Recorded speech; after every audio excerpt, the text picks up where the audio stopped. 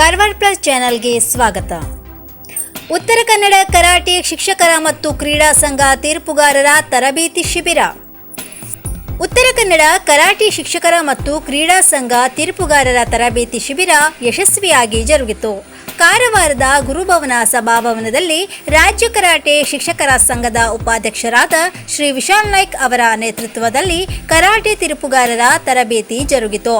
ಕಾರ್ಯಕ್ರಮದ ಉದ್ಘಾಟನೆಯನ್ನು ರಾಮಕೃಷ್ಣ ಆಶ್ರಮದ ಸ್ವಾಮೀಜಿಗಳಾದ ಭಾವಿಶಾನಂದ ಸ್ವಾಮೀಜಿಯವರು ದೀಪ ಬೆಳಗಿಸಿ ಆಶೀರ್ವಚನ ಮಾಡಿದರು.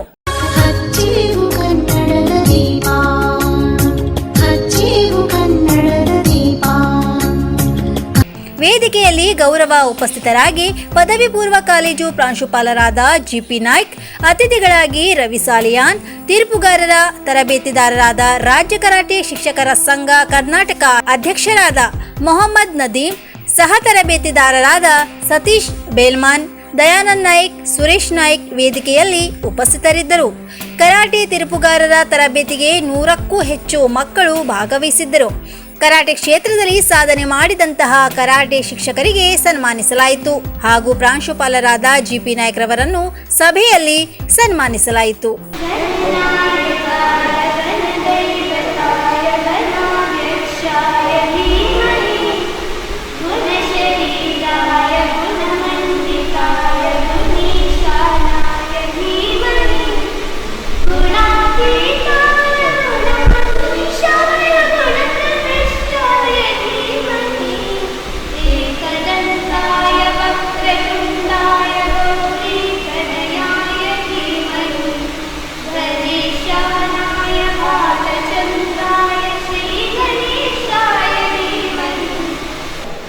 ಈಗ ಸನ್ಮಾನ ಕಾರ್ಯಕ್ರಮಗಳು